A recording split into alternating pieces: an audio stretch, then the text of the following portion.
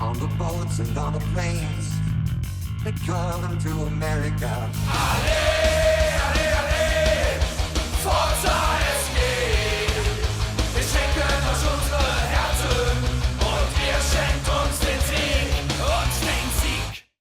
Welcome back to Hey Eintracht Frankfurt, the Bundesliga podcast covering everything there's no in the English language about Eintracht Frankfurt. Thanks for listening or watching, whichever one you prefer, whichever platform you're on. We are everywhere. We appreciate you for tuning in. If you're not watching us on YouTube, we ask you to please head over to youtube.com/HEF pod and like and subscribe there because we want to do some live content. But to do that, we got some bare minimum numbers we have to meet first. So please go over there, like and subscribe on YouTube. Find us on Blue Sky, X, and we're going to try to get that website back up. Had some technical stuff, but that doesn't matter at this point. Let's talk Eintracht. And, of course, I'm Chris here in the middle of Michigan, back doing our thing after a little break. The players get a break. The podcasters get a break, too. And I'm happy to share the mic tonight and the camera with a Michigan gangster from another zip code, Garret. How you doing, buddy? Chris, I am doing pretty good. It's hard to believe the one special thing that Michigan has, and this is a fucked up stat, where we are 7 days away. It's March 25th, Tuesday day of recording this. We're 7 days away from April. But the funny thing is that we are still get to experience the same temperature and wind that we have experienced in January and February. That's fucked up. It is kind of wild weather season here in this part of the country. We go from 70 degrees Fahrenheit to 33 overnight, sun and shorts one day and winter coats the next. That's why everyone's sick around here. It's kind of ridiculous, but it's spring break time, at least for my daughter's school. It's playoff time. If you're a hockey fan, a basketball fan, a college sports fan, especially, I am. So yeah, just a good time all around. I haven't looked at our half pod bracket challenge. You were up near the top at one point.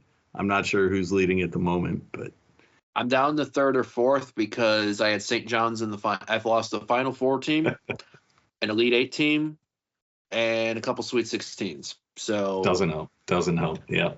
But lots of time to make it up. But you know what? We're not here for the college hoops. We are here for Eintracht Frankfurt. And as you mentioned, we're recording this on Tuesday, March 25. 24 hours from now, Wednesday, March 26, we're going to know where Eintracht Frankfurt is playing. So when people are listening to this, they're already going to know what we're going to talk about. But, they got to deal with it because we record on a timeline, not on the news cycle. So Eintracht Frankfurt is coming back to the United States this summer. They teased it on social media this week, and it's the worst secret out there, but it is real now. Eintracht Frankfurt is coming back to the States. Long storied history of trips here. Not going to recount them all, but this will be by my count, the fifth over the last 6 years, including the COVID break. So that's kind of a pretty impressive thing. Clearly a strategic focus from the business sense. They see the rest of the world cares so much about this market, and they want a piece of it. And just looking at the map of where they've been in recent years, Seattle, San Jose, Columbus, Salt Lake, Philadelphia, Louisville, events in New York, the Florida Cup in Orlando. They've been all over the map. And I think that's also reflective, too, when you look at the fan clubs, the official EFCs. There's 12 of them around the country. I went to the recent meetup in Philadelphia with a new group there. New groups, trial years all around the country. And it's good to see there should be more. We gotta formalize ours. We got an EFC here in Detroit, unofficial, but official, unofficial, it doesn't matter. These events are always well done. And I was in Louisville last summer. That was an absolute blast, an amazing time. I've never been more proud of this club. Garret, as we speculate, and we've heard the speculation, we've seen rumors, where are you guessing they're going to go? There's been a screener already of from people that we know in the donor community who are in Philly. that Philadelphia Union of MLS are offering have in their ticket package a friendly date with Eintracht Frankfurt. That is the only one that I've seen concrete for, if anything. Obviously, we've heard rumblings. You've heard rumblings when you were in Louisville, potentially about Nashville. Potentially for us, I would love it too, being in there. That maybe some trip to Toronto, Montreal for Canada. Which I would love that, being because I think I'm closer to Canada than I am a lot of the in the States, but I'd have to renew the passport. I think it's wild that, especially when you talk about COVID, coming to the U.S. in winter breaks prior year and during that time, had it not been for the Pokal in 2023, it would have been in our own backyard, which we've talked about. We're glad for our own selfish reasons, physically and mentally. It's exciting to see that, and I think as you're seeing the incentive that, yes, the U.S. market, I think, is becoming a Bundesliga hub. It's becoming a more globalized soccer hub when you look at the access to different leagues as opposed to just being in Premier League heavy for so many years. So for Eintracht Frankfurt to be part of that, and I think it's a parallel to also what you're seeing right now in the success in Europe in the table, and hopefully those two things lead to more joyous moments. Yeah, and part of it, we're not one of the sexy Bundesliga sides, if you will, the Bayerns and the Dortmunds that are going to sell tens of thousands of tickets on their own just by their name. But what we bring is a cultural influence, and I think that's something that places like Louisville saw on full display.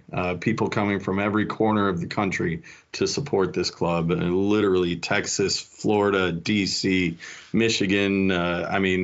Sorry if I left out your town, but they were coming from all over. And I think you see that influence is more than just the number of tickets they're going to sell. It's the type of club that you want to be around, that you want to be associated with, because of not just the winning they're doing, but the things that they stand for. And you can see that with some of their partnerships over here as well. 2021 is strategic partnership with Forward Madison of the USL here in the States, USL 1, I believe, right now. It'll be interesting how that league shifts around, but that's a discussion for another time. Just something there that Forward Madison, if you're not familiar with them, a club here in the States with almost identical cultural ideals as Eintracht Frankfurt. They stand behind what they believe in. They're about the city and about the culture and respect to the people and all that kind of stuff that Eintracht stands for. But it's a strategic move by the club to keep coming back here year after year, and they see the value in that. So we really hope everyone can show out, from the group in New York and Philly and Indy and wherever everyone is. We really hope you can make the trip, probably to Philly. I'm going to throw another name out there that I haven't seen anywhere, but I'm going to speculate. Not that it matters a whole lot, but I'm going to throw Charlotte in the mix because the club signed a partnership with the Carolina Panthers, and their stadium's going to be hosting Club World Cup matches this summer. I think that would be another opportunity to make some money off of that venture, as as the MLS team there is drawing outstanding numbers. So, just even an old USL champ, current League One. There's a couple to be there. In the United States, when you've had lower level teams get an MLS side, unfortunately for people near and dear close to us, that existing club usually hasn't made it. For it to have two successful clubs, and then also on the women's side as well. Charlotte's a great soccer city. Being there personally and going for match day stuff, I love Charlotte. I think it's a great spot. And not only that too, I can go. I didn't get Bojangles the last time I was there, so I will make sure there's a Bojangles. There might be a half pod of Bojangles if that's the case. I'm headed down there for the PGA Championship in May. That's my number one spot when I leave the airport. It's got to be. But enough with what's going on this summer. There's a lot going on in the season here for the men and the women as we turn the calendar from March into April. and a couple different feelings on this. We're going to start off with Eintracht Frankfurt and VfL Bochum. We're going to cover the chaos that caused the 1 hour delay to start the match later in this episode. It is important to discuss, and we will, but we want to talk about the match on its own because I think it's worthy of that and not being overshadowed. So we'll get to the controversial stuff if you believe it's controversial in a bit. But let's talk about the match, Garrett. 3-1 Frankfurt victory on the road in an emotional scene there. After the delay, a lot of questions about how the guys were going to come out. How would this affect them? Would the restart an hour later throw their bodies off? What kind of chaos would ensue? And I'm going to be honest, Koa Santos, man of the match by a mile. We're going to open with that before we even talk scoring because... Yeah. I mean, Bochum could have had 5 or 6 goals. He put up some highlight reel goals, a season's worth, in my opinion, all in one match. Yeah, and I think also, too, when you account not just the hour delay, not a huge rotated squad from 70, not even 72 hours, well, but less than 72 hours after their, triumph in Leg 2 and against Ajax. So you're going into a difficult place where they had not beat one since VfL Bochum's been promoted back up into the Bundesliga. And I think what surprised me was after those first couple of nerves, how ruthlessly efficient we were in the first half. Yep. Once we got going. Rasmus Kristensen, John Mateo Bahoya, maybe a couple other moments. Like you're seeing that when this team wants to do something, they can show you that they can get it done. And I think that was good to see, especially because, we're like, okay, this could really motivate Bochum, what had taken place. And obviously, when we talk about it, this is obviously not the first time we've seen this happen at Bochum's ground.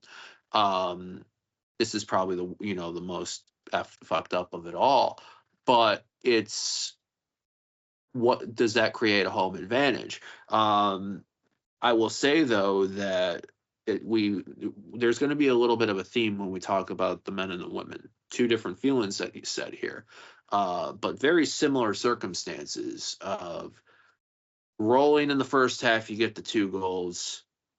You have a chance to put the match away in the second half. You don't. And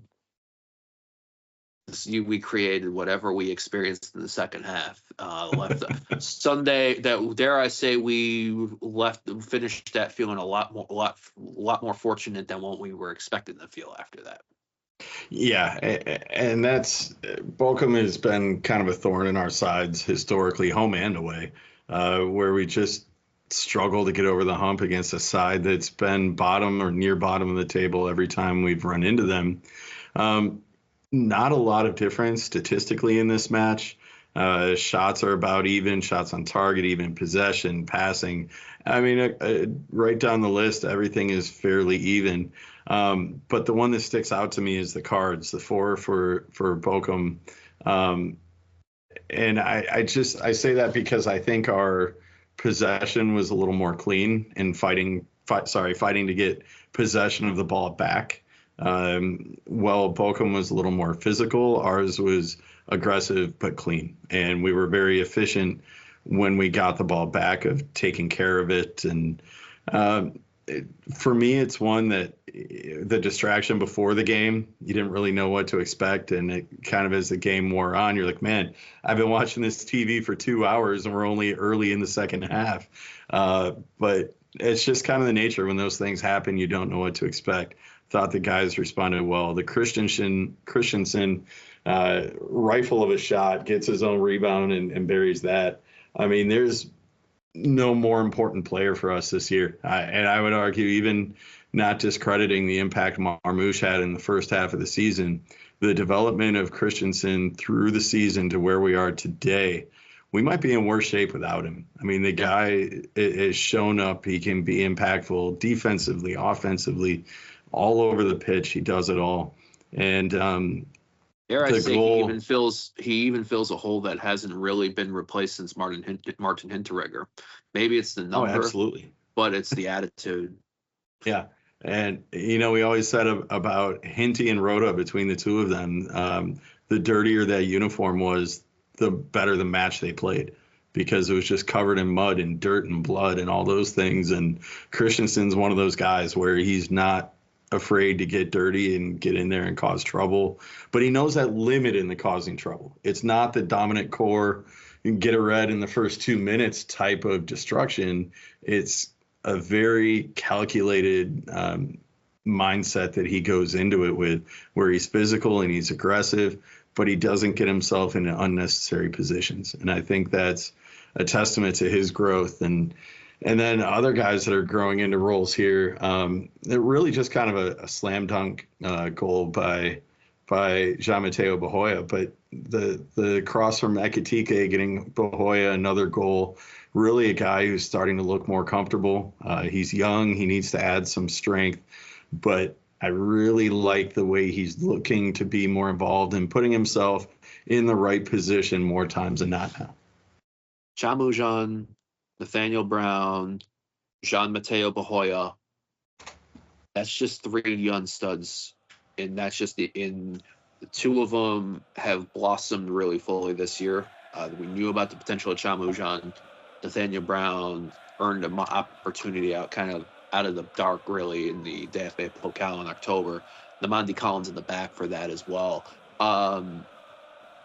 There's a Jake from 50 Plus Donor refers to Eintracht Frankfurt as Bag Collector FC, and it's for our ability to develop and sell players on for numerous profit transfer fees, over the year. A handful over there. And it seems like if this thing keeps going, we have another 3 or 4. Well, obviously, we're not even talking about Hugo Ekitike because, he's obviously the straw that stirs the drink. But it's really, especially this last month for Bahoya, has been like he's been given an opportunity and he's excelled at it. And that is what you need from multiple people for this last 2 months that we have.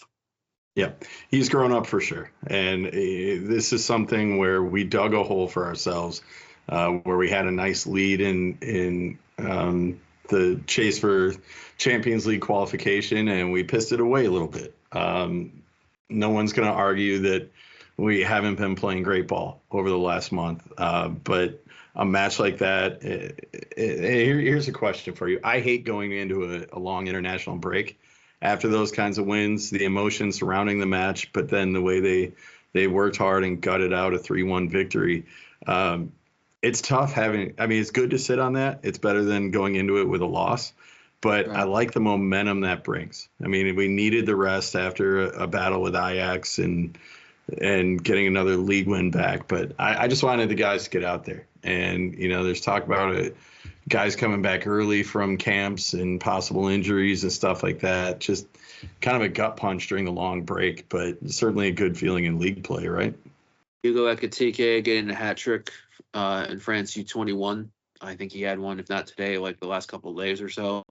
Rasmus Højlund, obviously, injury is not good, especially with El Shaqiri coming off injured on Saturday. That might be a bit of concern with some of the fixtures that we have upcoming to the central midfield. But I think the momentum, it's better to go into the break with a great result, 2 great results in a row, actually, and 3 out of the last 4 in all comps. So now you go into, the last stretch, you're done with international break. You have a prime position, which we'll talk about this weekend to get back into it. And it's, ride the wave, because it's in their own hands.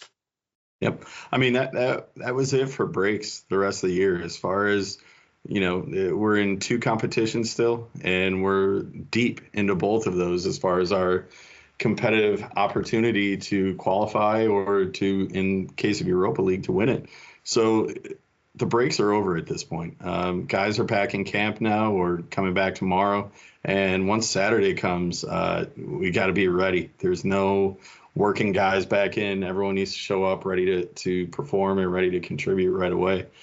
Let's look around the Bundesliga. Again, the match day 26 that just happened a week ago, ended on March 16. Not a lot of surprises for me around the league. Obviously, Bayern only getting the draw against Union Berlin. That one would sting, except for the fact that Leverkusen and the rest of the league don't really seem to have much interest in biting back or fighting back at all. I mean, Leverkusen got a win there, but they're still sitting 6 points behind. You know, Bayern loses 2 weeks ago, and Leverkusen loses same day. Bayern's got a comfortable lead there, but I don't know. I think right now, besides the battle to keep up with Frankfurt in that 4 position with 45 points, Leipzig and Freiburg 3 points behind, and then Gladbach 5 points behind. There's a battle going on there, but really the most strong battle right now is who's trying to save their relegation and get into that playoff position. Kiel on 17 points, Bochum 18, and Heidenheim 19. And St. Pauli might be safe at 25, but still a long way to go. Bochum in some circles have 20 because Union Berlin are still appealing the original ruling of the Union forfeiting the 3 points to Bochum from earlier in the year. So you kind of have that situation going on. So Fatma lists Bochum at 20, though. You know, it's a very intriguing. Had Stuttgart. I think Stuttgart had a lead. Had they won against Bayer Leverkusen, you would have had a situation where you have 2 teams with 45 points, Mainz in 3rd, Frankfurt in 4th. 2 teams on 42, RB Leipzig and Freiburg. I think Leipzig are the 5th teams, Freiburg are 6. It might be Freiburg 5, Leipzig 6. Yeah, no, Leipzig 5, Freiburg 6. And then had Stuttgart won, you would have had 2 teams on 40. But instead you have you have 1 on 40, 2 teams on 38. So you're really starting to see place markers. Borussia Dortmund with 35 points, losing at RB Leipzig.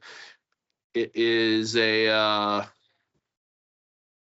is going to be some change near the top half of the Bundesliga table by the looks of it right now with 8 to go.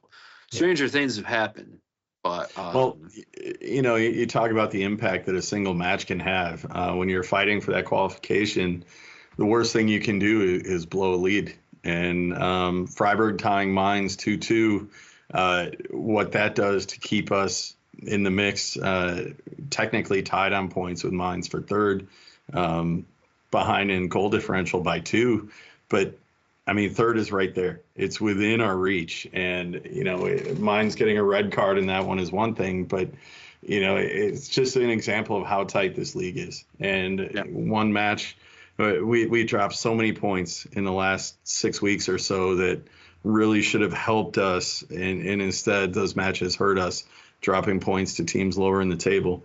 There's no excuses from here on out.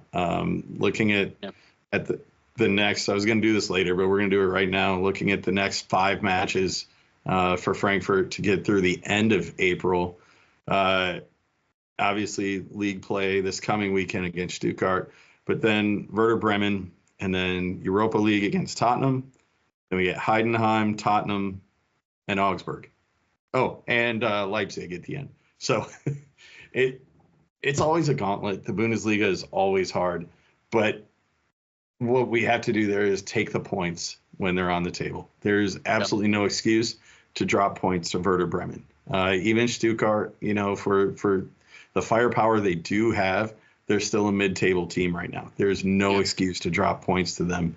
And that's kind of where I'm at this point, where I say drop points are inexcusable when you get to week 27 in the Bundesliga. 3 teams that you're playing that directly impact your position for Champions League. You play Mainz. You play at Mainz. You play at Frankfurt at Freiburg, and you're home there at Leipzig. You take results against those teams, and you do the job that you're supposed to do. Eintracht Frankfurt will be a Champions League team via table qualifying for 25-26. If they don't do that, they're going to need to rely on Europa League. I hope that it's not the latter. Well, Garrett, we weren't going to talk Europa League, but we're going to do it anyway since you're our resident expert in all things Premier League here. Knowing that we have a two-leg series against Tottenham in the quarterfinals of Europa League, and knowing that with 7 weeks left, we're sitting at fourth in the Bundesliga table. Which one do you think is going to be easier, qualifying through the table or qualifying through Europa League, winning the whole damn thing? If you have the Europa League bracket, Tottenham Hotspur are in a very interesting position this year. They've looked well in Europe, but they are struggling domestically in the Premier League. Inconsistencies. 14. Yeah, inconsistencies. To give you a rundown, my near and dear Crystal Palace are three table positions ahead of Tottenham Hotspur. Granted, we're also ahead of Manchester United, which, I also love. But, shout out to our boy Ollie Glasner for doing that in South London. But it's one of those situations where this is a very favorable time to have two legs with Tottenham Hotspur. Ozday Alkmaar forced Tottenham to, I didn't see any of the highlights from there, but Ozday took the first leg 1-0. Tottenham won the second leg 3-1 to advance. There's an opportunity to play your game. Tottenham have the ability to concede goals. They still have some great young talent. Not relying so much on Heung-min Son as they used to before. But, Richarlison, I think Dominic Solanke just got injured recently for them too. So there's a good opportunity here. Is leg one in London, or are we hosting leg one? Stall me for 10 seconds. I'll find out for you. Leg one is at home. No, I lied. Leg one is in London. So I like that. I like that a lot. Yeah, you start your business, same mindset that you had going into Amsterdam. I think the crowd, Tottenham on a Thursday night, and on a European night, they have, while they haven't won anything major in Europe in years, like Eintracht Frankfurt, a couple of UEFA Cup wins over the years. They have their own the traditions on there too. They love a European night like Eintracht Frankfurt does. So I think if you were a neutral, you'd love this tie. I think over two legs. I think the football is going to be quality. I think the crowd stands are going to be fine. But selfishly for us, no excuses. We got to get the job done. If we go past Tottenham and the two legs, what's the potential two teams? One of the two teams we could play in the semis. Likely Lazio. That's the most likely option. And who does Lazio have in their two leg? They got Bodo Glimt. Bodo Glimt. Most of the civilized world. Nobody wants Lazio. Would be rooting for Bodo Glimt here.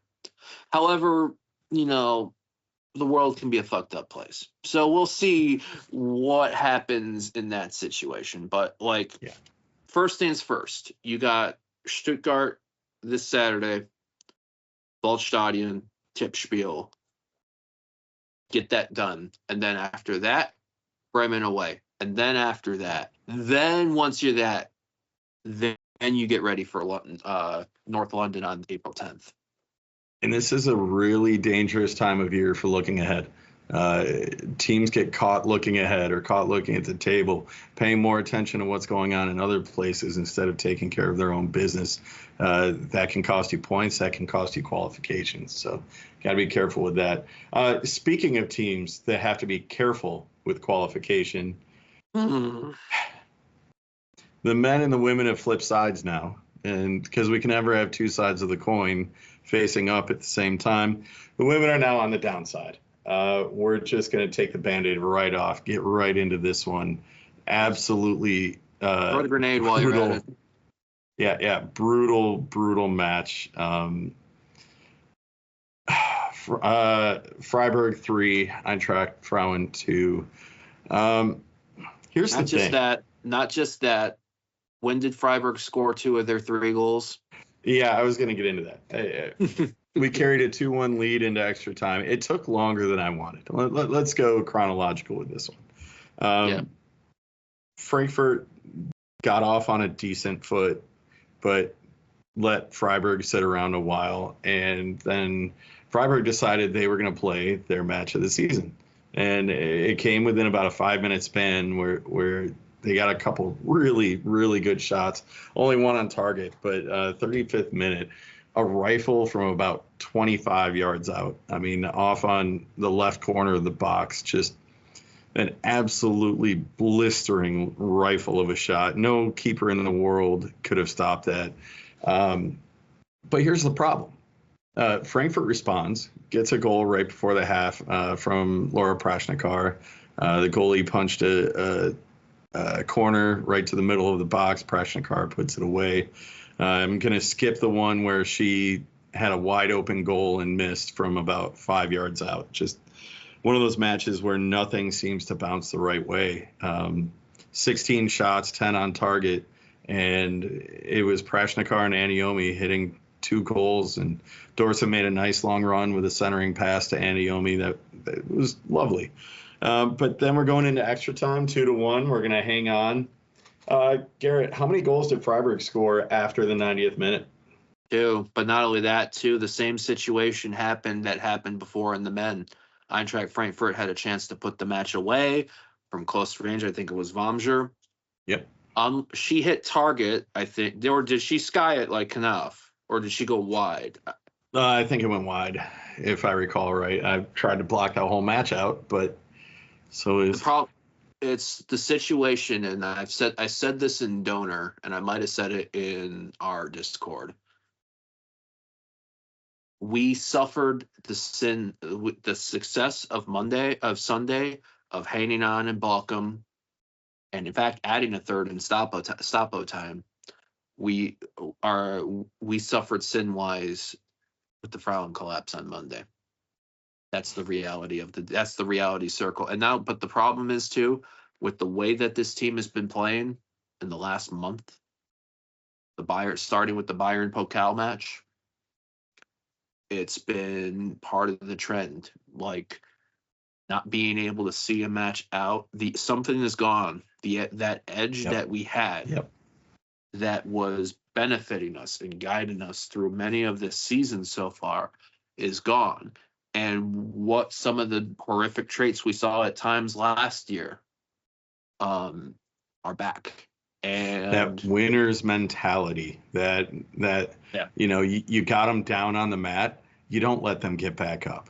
You hit them again. This isn't gentlemen's rules. This isn't ladies' rules. You're not being polite. Once you get somebody down, you suffocate them. You take them out. You score again and again and again.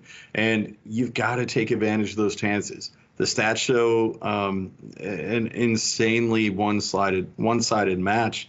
16-8 total shots, 10-3 on target. But those shots that go wide, 6 of them, 2 or 3 of them hit the post or the outside of the post with no goalie in position. You've got to bury those opportunities. That's why we've fallen now so far behind Bayern, sitting in second place now, when a few weeks ago we were in first place talking about titles. And I came on so confident this is the group that can close it out. But we need our leaders to lead. We need Laura Fragang to be on her best game, period. No excuses. We need Aniomi to have 90 minutes. Prashnikar was our best player by far against Freiburg. She's been the only shining light lately since that after the international break, scoring against Essen, scoring against Freiburg. And Barbara Dunst, who's carried us through so many of these tough points over the years, now she's bailing ship. So it's a situation where, like, is there anything on Reutler too? Because Danny in our cord mentioned something. I was trying to be like, what do you mean? Apparently the line of Reutler is saying playing for a Champions League team. It's like, or the ambition is like, does that mean she's going? I think Reason's going. Well, let me put it in these terms. There's qualifying for Champions League, and then there's a team that's taking it seriously, that's going to invest, that's going to compete. And Yeah. I think the sporting group has done a good job of putting a competitive team out there compared to where they were a few years ago at the start of the merger when they were young and inexperienced. I'm no longer on the Nico hate train, but now it's up to the players. They're no longer young. They're seasoned. This is a good, experienced group, but they're not exactly tough. And we see that in these moments where they fail to take someone to the ground and knock them out. And that's going to trouble us. It might have started with Ajax 2 years ago, that we just failed to close things out.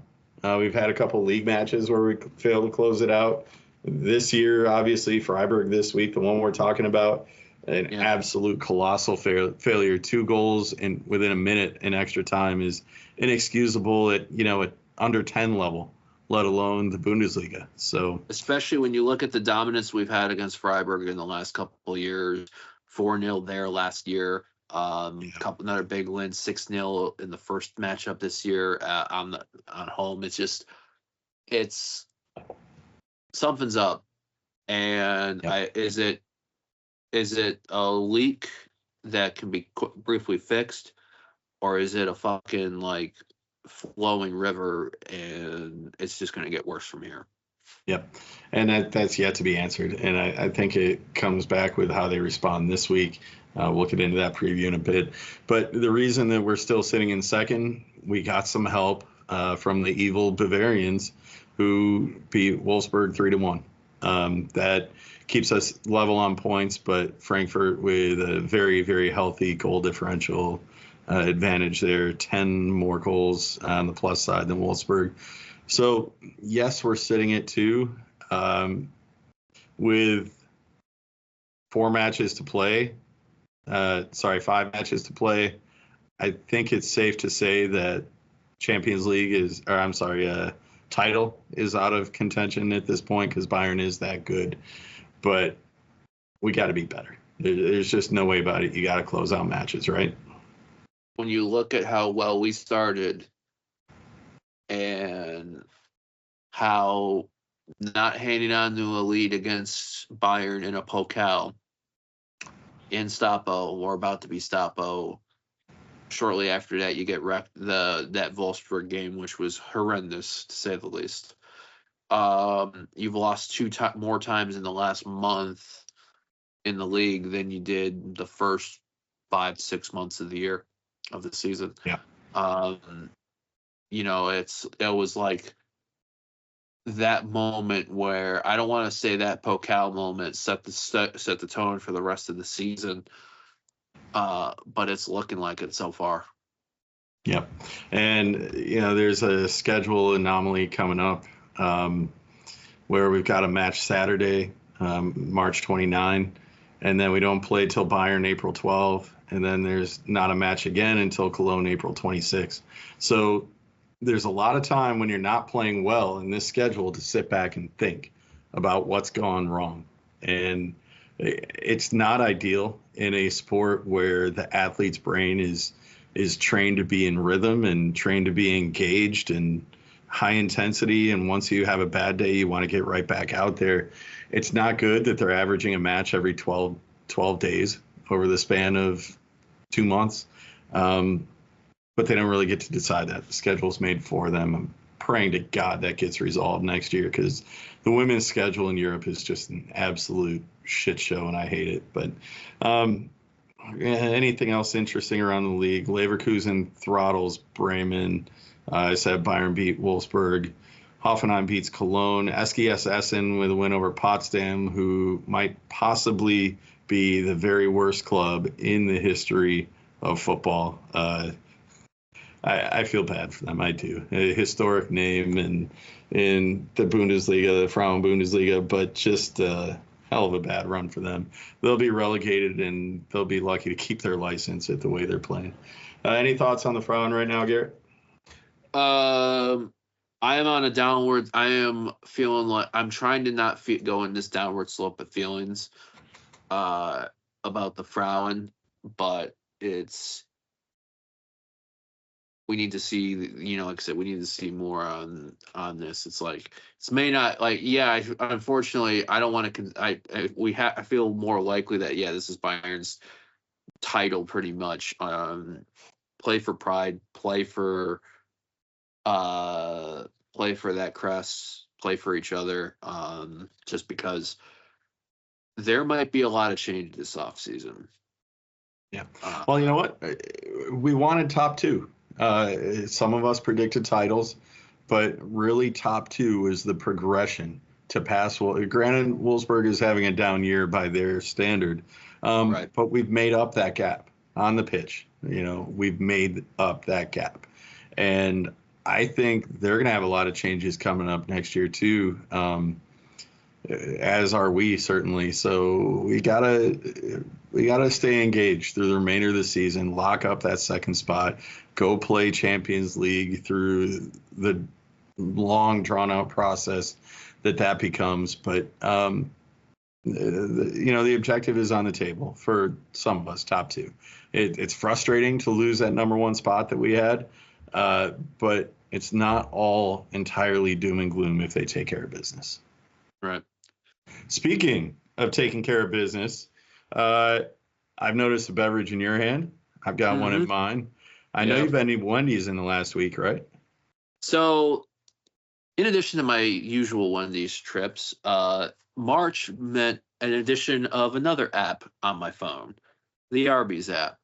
Oh, boy. So I actually had Arby's for dinner tonight because I was buy one after stopping at Aldi. But I've decided to take in a beverage, and it's one that I had recap the Adler with the Europa edition with John Ben after leg 2 of Ajax, and that is from Detroit Liquid Ventures, which is a group founded by the original founder of Atwater Brewery, Mark Reith, before he sold off his stake to Molson Coors.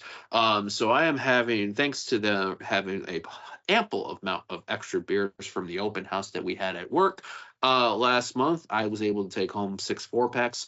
So part of that's been fully given out there. If I get any more, there's still extras at work, Chris. So you got some when next time you come down here. The Arsenal of Democracy Detroit style lager.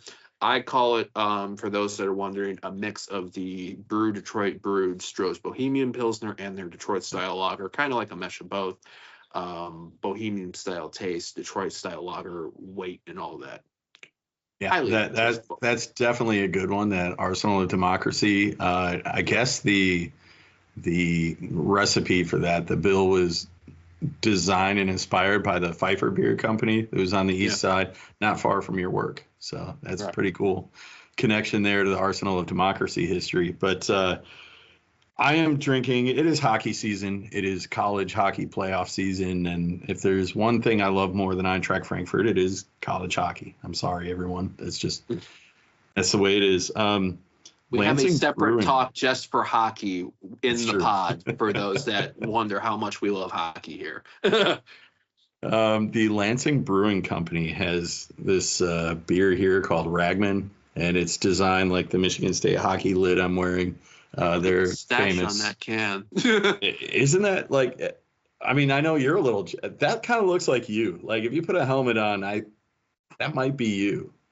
I mean, if it's gonna have to be me on there, it needs to be a little bit below the lip, or at least a goatee. I mean, well, every time I see you, it changes up a little bit, so I can't keep track. But anyway, the style of beer, and I had to research this because I'm like, the hell is this? It's like kind of a lager. It's got a nice lager flavor to it, but it says right on here it's a hockey beer.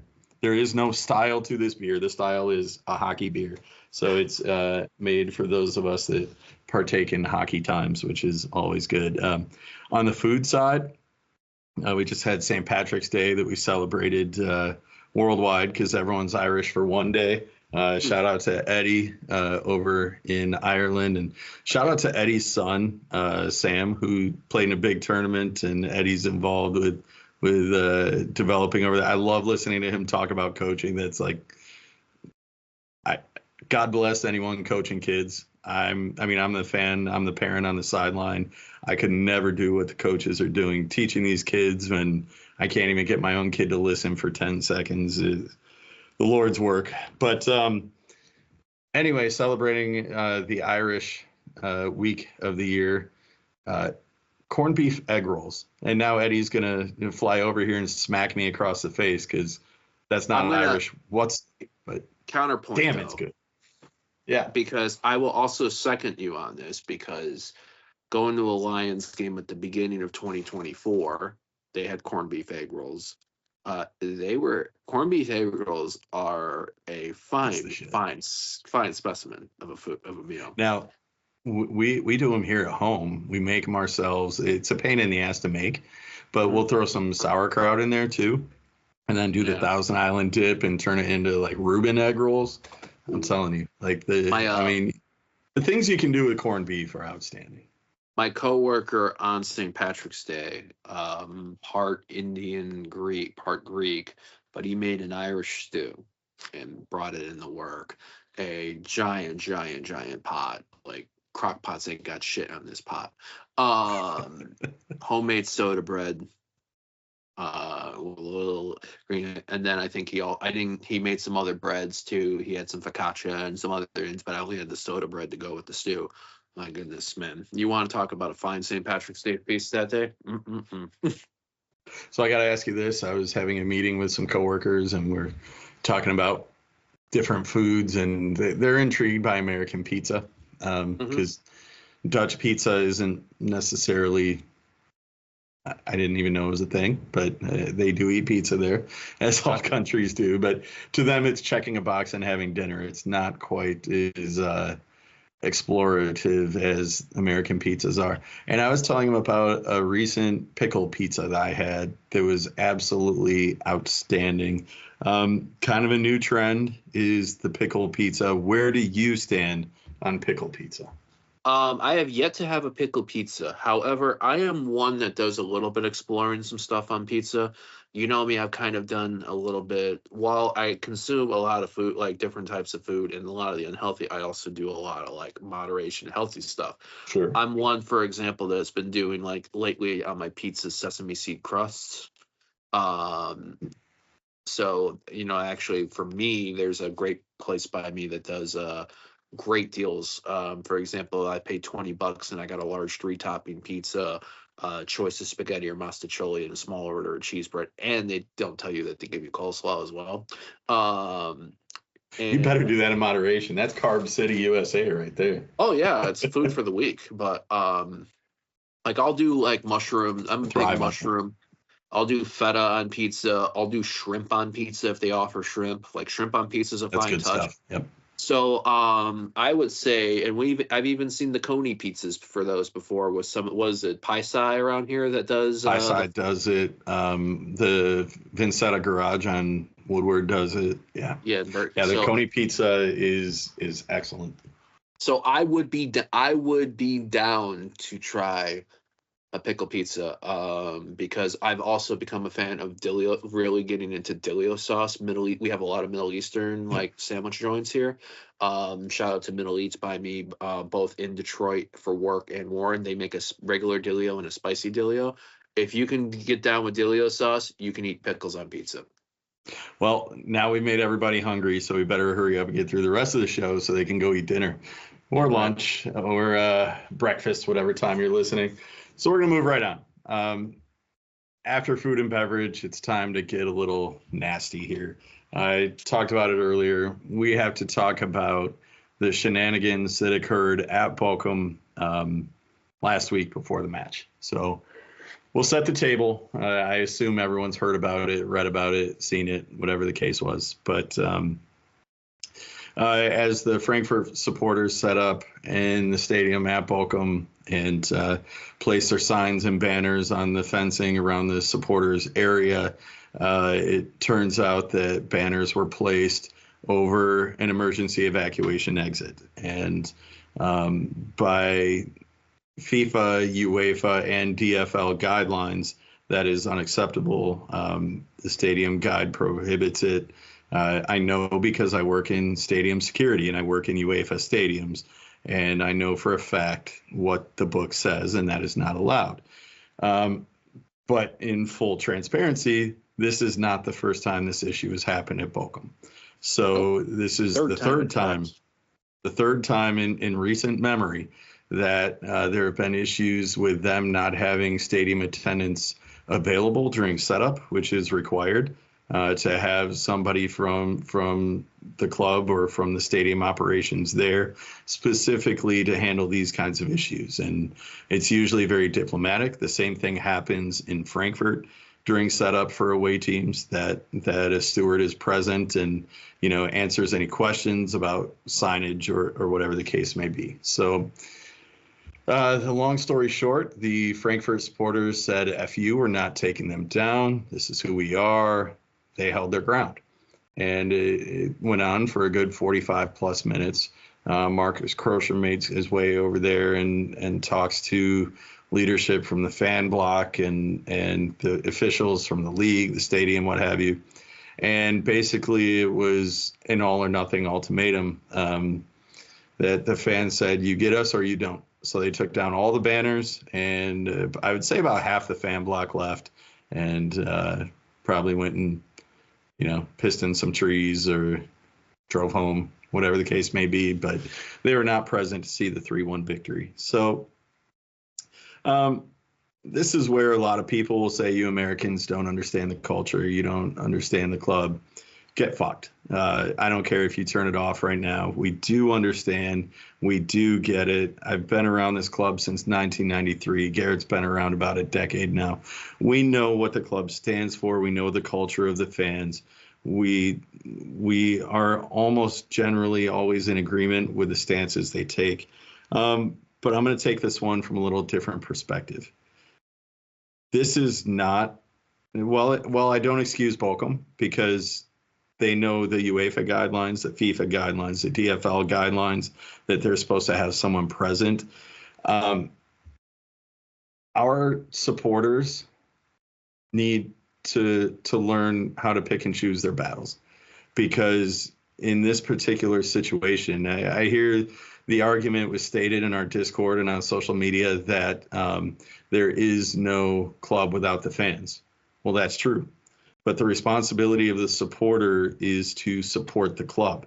And there's literally no club if there's no match being played. And when we toe that line to the point where we could potentially lose points, where a forfeit could be issued against our will, you're there to support the players on the pitch, not hurt them. If we came out and lost that match 3-0 because Götze's old ass was too tired to re-stretch, because Ekitike's breakfast regimen is built around being ready for the match at 15:30, not 16:30, whatever the case may be. These kind of delays affect all the players differently.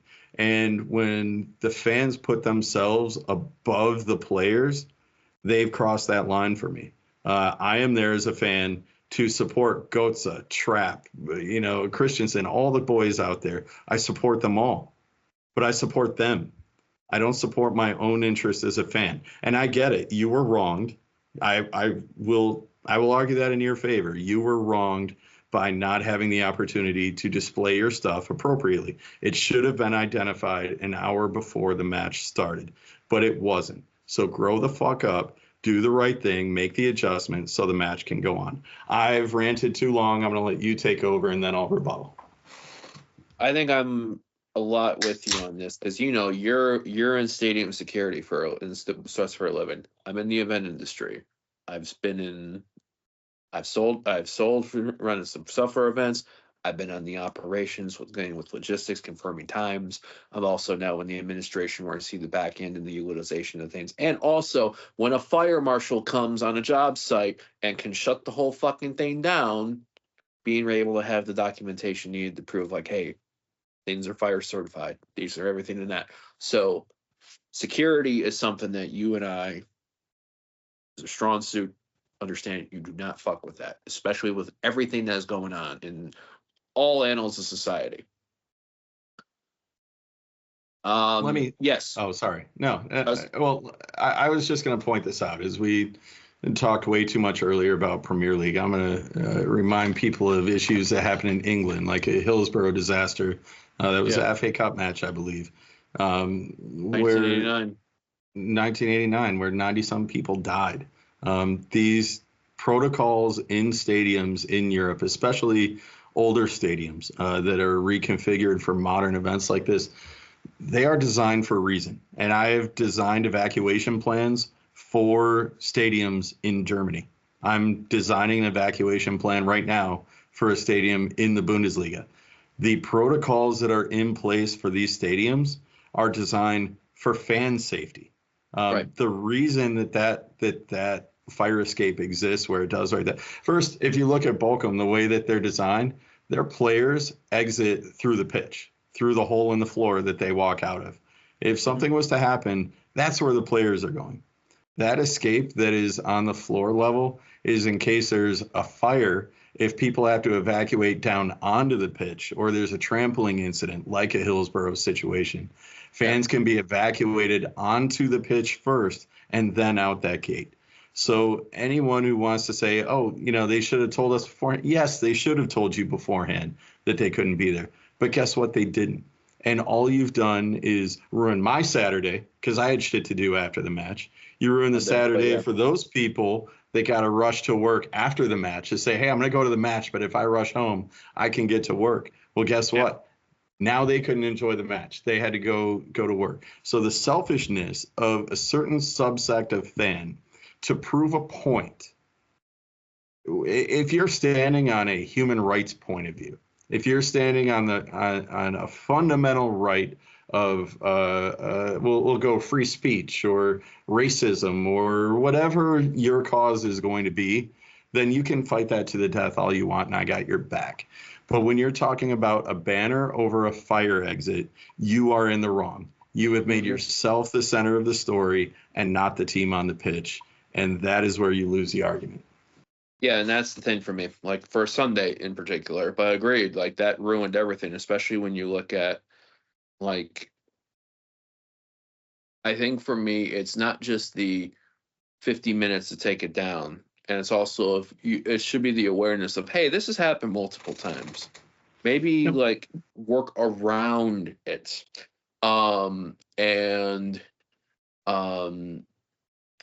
I think part of the unfortunate part of this club that we love, and while our, dare I say, and this is while our ultras are very, very passionate, they're also fucking stubborn and they don't think a lot of times. This is just another example of that. And my problem is, in particular, and even our the WhatsApp that was in the Louisville for the Louisville thing was the most active that fucking thing was in a long time that day that it was happening. But the argument of no support fans, it's one thing to be and take a banner down, but to have a basically fucking temper tantrum to take everything down and then not even stay for your fucking club that you go and you support. And that's a 3-4 hour trip without a speed train. It's an hour and a half area speed train or drive or everything like that on a Sunday. But you just leave that. You were willing to, by standing on your morals, your club that you were there to support, potentially cause them to forfeit a match in which they need the points so that they can play on the highest stage in Europe. Are you there for your club or are you there for your own fucking interests? And I think this ties into a few things we're seeing. And I don't know if it's the same group of ultras, Chris, but I feel like you and I, we've seen some things that are concerning us this year. Ultras. Go ahead. I know where you're going. Go ahead. Peter Fisher, obviously, stepped aside as club president and the members, and obviously we knew what Peter Fisher stood for, the values that Peter Fisher stood for, and what open stances on that. There's obviously, I think, been concerns, maybe to an extent, that those same feelings that a lot of people connected and resonated with Eintracht Frankfurt aren't being as followed by much, or because they're not being as described much by current things. But also in the stands too, flags and stuff there maybe being flown, the crowd of ultras that was in the St. Pauli at Hamburg, and some of the things that were stances that were taken, whether it was that group of Eintracht Frankfurt fans in that region looking to stand out and be on there. The point being is, the things that we have come to identify about Eintracht Frankfurt that most of the general civilized world in Europe have come to love and recognize Eintracht Frankfurt as being a place of openness, that the club itself is preaching tolerance, anti-hate, anti-racism, anti-homophobia, anti-anything like that. This is just some more of concerning behavior. Yeah, and it's a global trend right now, not just in sports, and we tend to stay away from politics, but there's a fair point to raise here in that, football has always been a very open game worldwide, and as the world's become more connected, our game has become more connected. But worldwide, there's a bit of a rise in far right wing elements. And, I don't care if you're left, right, or center, who you are personally. In my mind, you're welcome to come to a Frankfurt match and be a part of it in whatever way that is. But your stance and your right to free speech and your right to stand your ground on whatever your platform may be should never infringe on other people. And when that reaches level of hate speech, racism, homophobia that has been seen in the league recently, that is where free speech, open speech has to end. And while this wasn't specifically about that, the acting out in a way that is all or nothing is very concerning, because it's something that old hockey coach taught me. If you're going to pick a fight, know you can win. And if you can't win the fight, know how to walk away without getting your ass beat too hard. And I felt that the way that the Ultras handled that situation in the stands made them look petty. It made them look weak. The way they picked up their flags and said, we're not taking this, we're going home. That's what I did when I had, a baseball card trade that went wrong on the playground in third grade. Garret, we've dealt with it. I've pretty much walked away from the supporters group here in Detroit because just some elements that didn't sit right with me, some things I heard, some things that, didn't sit right with me as a person, I walked away and just said, you know what, I support the team, but I'm going to do it on my own terms. And, if anyone in Frankfurt believes that their personal rights were infringed upon, or, as a fan that they were wronged in all this, maybe it's time to walk away.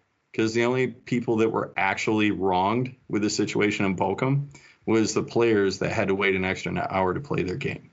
And especially when you look at the club, Eintracht Frankfurt, immediately that within a handful of hours of that match, issuing an apology to Bochum, issuing an apology to everyone for the actions of their things. Meanwhile, not that we've also gone actively looking, but I think we would have been notified had there been a response. Has we seen any sort of response or anything from said anyone in the Eintracht Frankfurt Ultra community that feel like their air quote beliefs rights were maybe potentially infringed on by this act of by this incredulous request to take their banners down?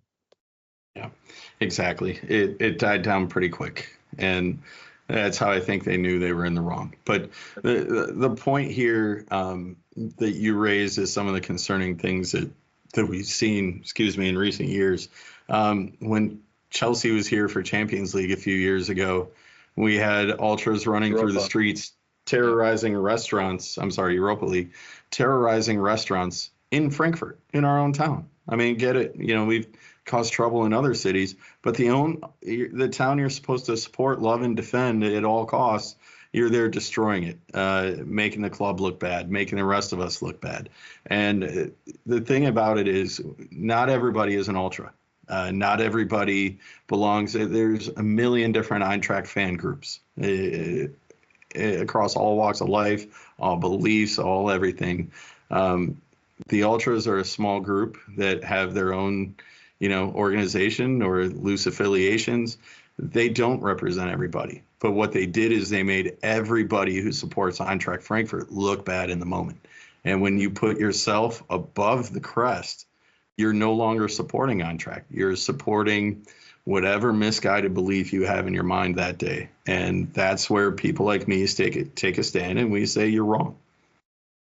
So I don't have anything else on the matter. I'm going to leave it up to you. Close it out. I would just say, I hope that this is the last time in a while that we have to talk about frustrating situations because of boneheaded decision making by those that are there, that say that they are there to support this dear club in Germany that we love, and we spend time recording podcasts, videos, writing stuff, Twitter, everything about that. Sometimes even going fucking over, spending hard and money and going over and seeing. But we're also real, honest, pragmatist human beings. We probably know that, unfortunately, this isn't going to be the last time we'll probably be talking about something. Yeah. But hopefully it's not for a long time, at least, anyway. It does worry me that in 2 weeks we have an English club coming to Frankfurt for a match, and our history with English sides is not calm and peaceful. So I hope, those that are in charge, if we can get our word across to one person, and if there's just one person listening who has influence somewhere, keep your people in line, because you make the rest of us look bad when you act like assholes out there. So, All right. So here we go. Let's get back to the matches coming up. We are well past our time here, but we're going to keep rolling anyway. Up this coming weekend, let's start with the Frauen side of things. Eintracht Frankfurt at Werder Bremen. My computer glitched for a second there. Eintracht Frankfurt at Werder Bremen at 7 a.m. here in the States, 12 p.m. in Central Europe, 5-hour time difference instead of the usual 6. We'll go back to the 6-hour difference this weekend, Sunday morning. But 7 o'clock a.m. on the East Coast here, that's 4 p.m. out in California, where I know people will be getting up for Eintracht at Werder Bremen. Interesting match after the letdown that was the last one. Shouldn't be an issue. We've handled Bremen pretty decently in the past, but I don't know where our mental headspace is. Lost to them this season. That was our first loss, which, I'm going to be a little bit more lenient on producer Nathan than normally what we would be on there, because unfortunately he was at the Brett and the Bod when we lost to Werder Bremen this season. I believe he's never seen an Eintracht victory. I could be wrong, but does friendlies count? He was in Louisville. I'm pretty sure. I'm going to have to check in with him. He can add a note here as he edits this, but I'm pretty sure he's never seen an Eintracht competitive match victory, men's or women's. But I'm gonna probably if I see him in the summer for a friendly or other stuff like that, I might get a bottle busted over my head. But no, I think it's Werder Bremen are a very interesting side. They've made it to the Frauen Pokal final, correct? With their win over so they have something going for them. They have beaten Eintracht Frankfurt at the Brett and the Bod, but they've also been in the league. While they've eliminated Bayer Leverkusen and Leverkusen for the Pokal, they've also been 6-0 by them. So, what side are you going to get versus what Bremen are you going to get versus the loudest diva? That's reason alone to get up on a Sunday morning. Are we ascribing the diva nickname or moniker to the Frauen yet? Because I feel like they haven't earned that negative title yet. It's not if they've earned it or not. It's they are going out of their way to try to channel those historic vibes. That's fair. They're on track to earn it. Yeah. They're on pace. They are fucking progressing They are progressing way too quickly for that right now. They need to slow the fucking down, slow the fucking roll on that. Yeah. Give me a prediction. Oh, God damn it. Werder Bremen 1, Eintracht Frankfurt 2, because I'm an optimist at heart. I don't know Bremen names of players too much on there, but I'm going to go Laura Prashnikar is getting 1. She also scored. I think the Frauen had a friendly that she bagged a goal into. So I think I think the Frauen played Leverkusen over the weekend in a friendly because of the Pokal stuff. And Yomi, I don't know if she's going to start or sub, but try to test the truth. Yeah. I'll say this. It's not going to be pretty, but it rarely is this time of year. I think we might get Bremen looking ahead a little bit. They're mid-table in the league and not very good. Lost 3 of their last 5. They allow a ton of goals in league play. So if we can score early, I know we say it always, like score early and score often, but this is one where I think if we get up early, it will be safe, unlike previous matches.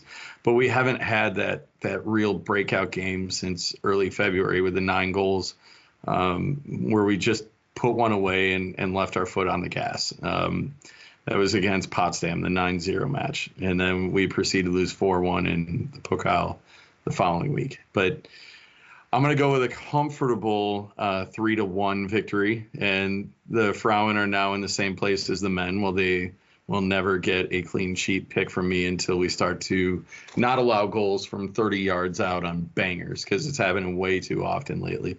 So I'll go 3-1. Give me Laura Drygang in this one.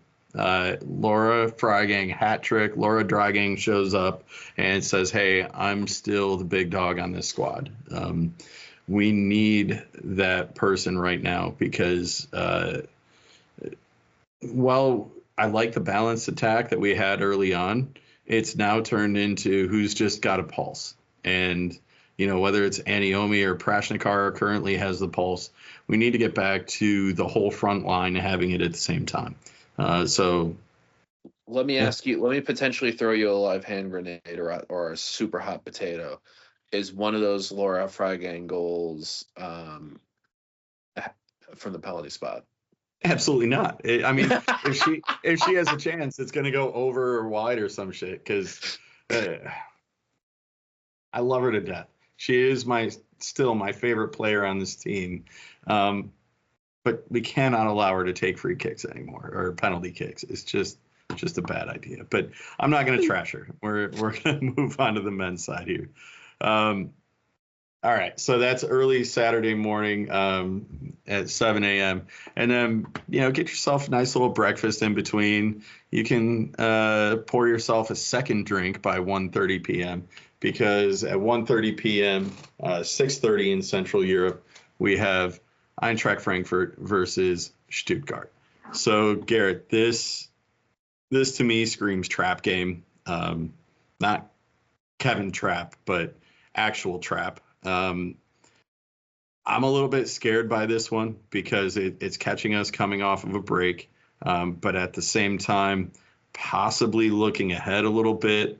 I know we still have another week before we get back into European play. But shit, I don't know. Am I panicking a little too quickly?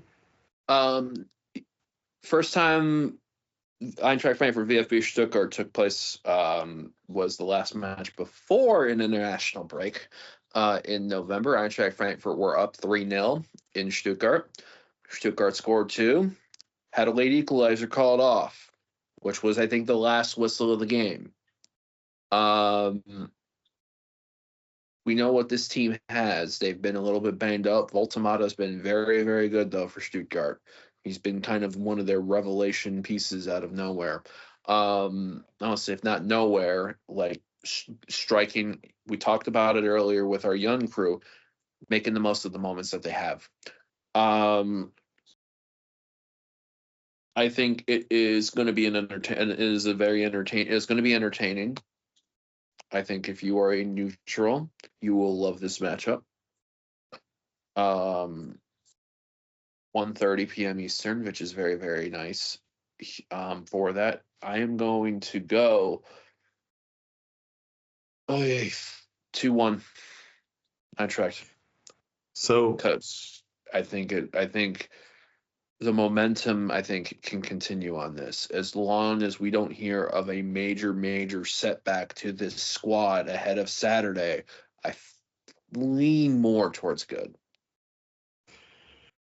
Stuttgart has the ability to score plenty of goals. They're 47 in the league. I think that's fifth in the league. For sitting 10th in the table, that's a good number, but that also means they give up quite a few. Giving up 43 goals through 26 weeks is not going to move you too far in the table. That's why they're sitting there instead of that 4 or 5 spot where they have the talent to be. And that's kind of what concerns me, is that they did spend a lot of money this offseason to be competitive, and they have a squad that is very talented. And we have plenty of talent on our own, but areas that concern me are certainly our ability to get on the scoreboard first.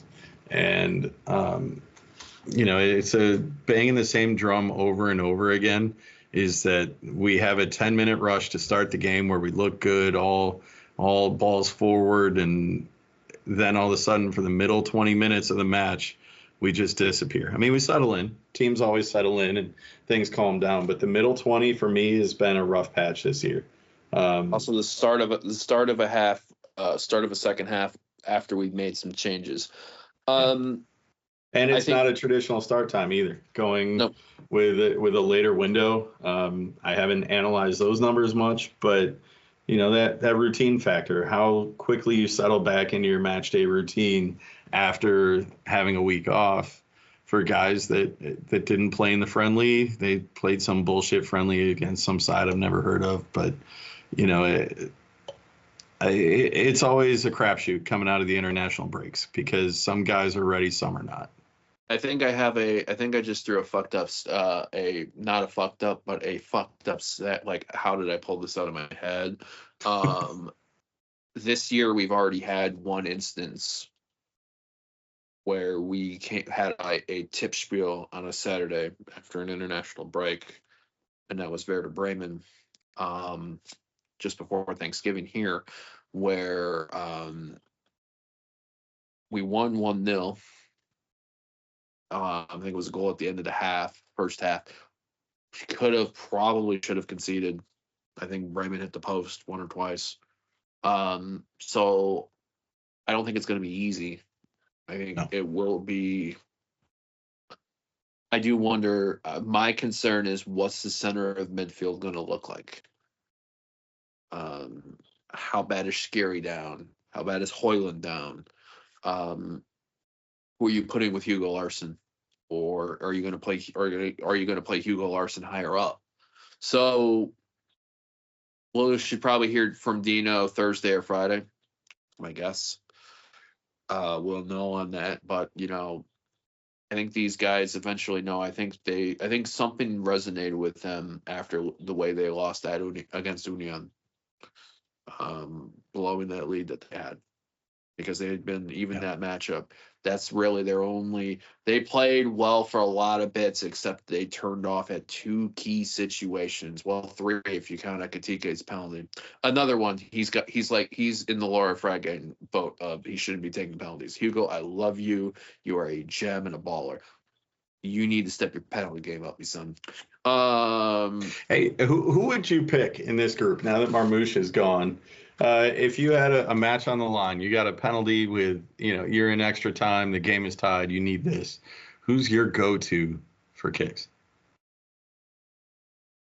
Ariel Götze, if he's on the field.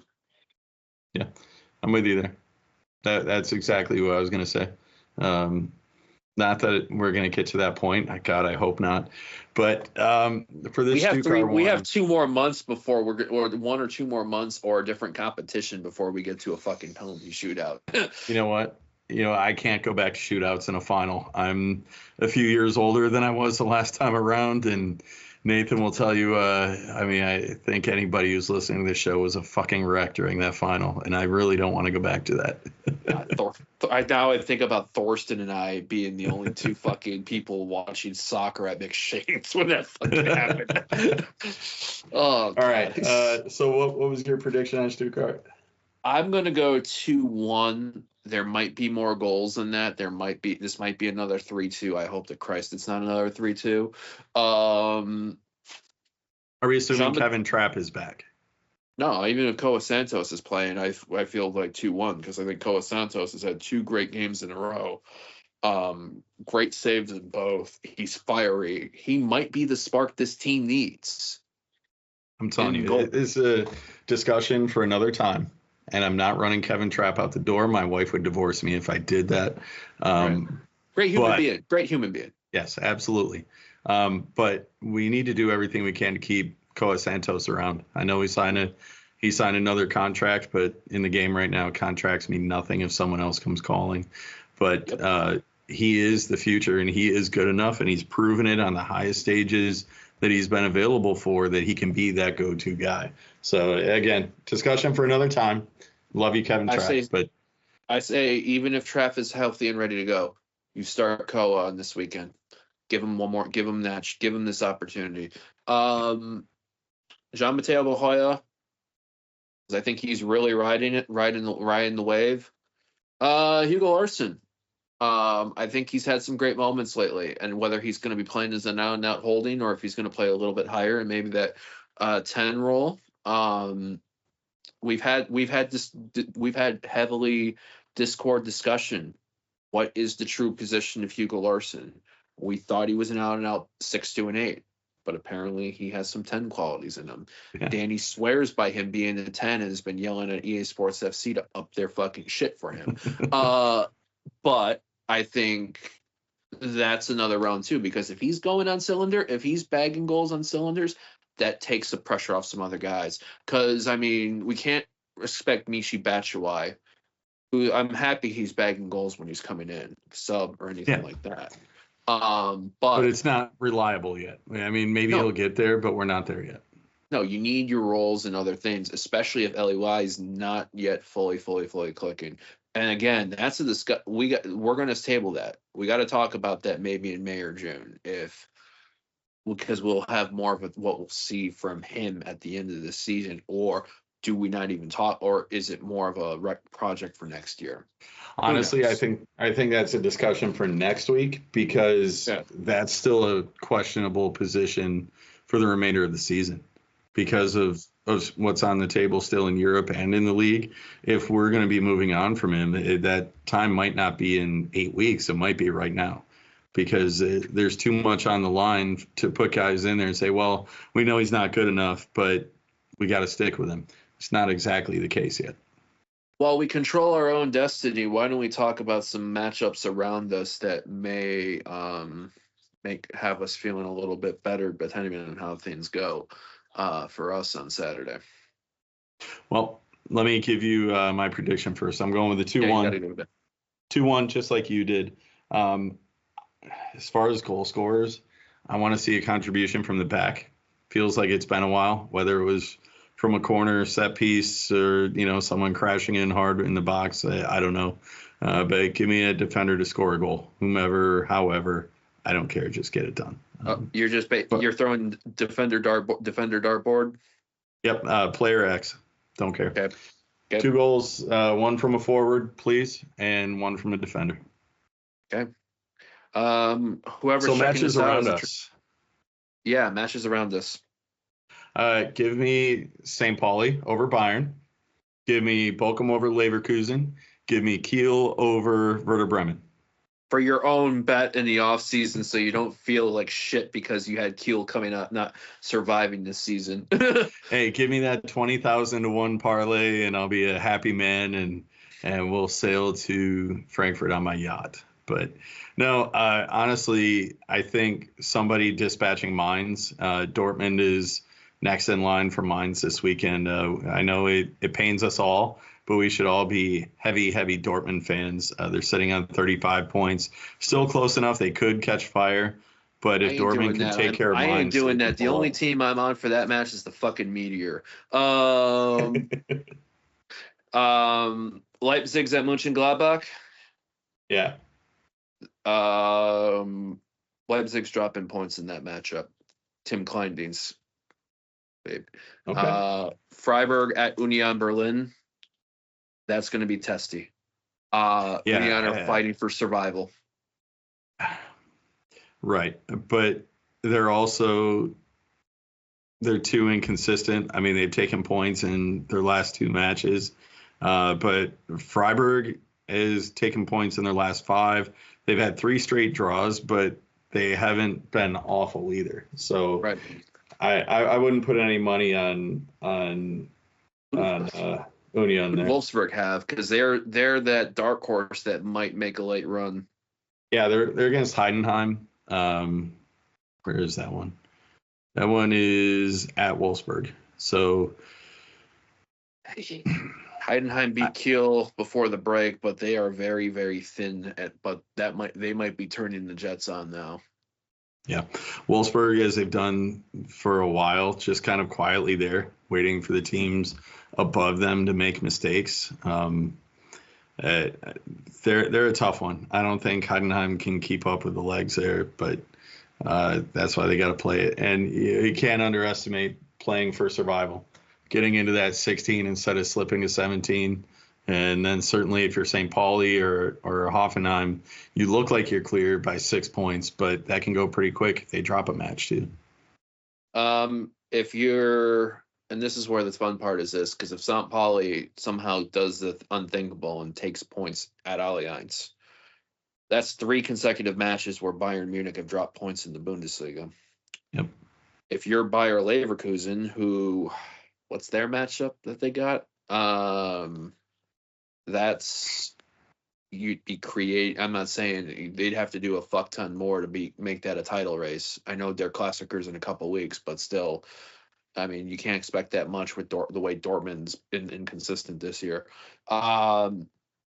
The Bundesliga may turn out to be very, very interesting these last 8 weeks, is all we're saying, folks. So yeah, it will. And we haven't even talked about Svita, and we're not going to. Otherwise, we're here for another half hour.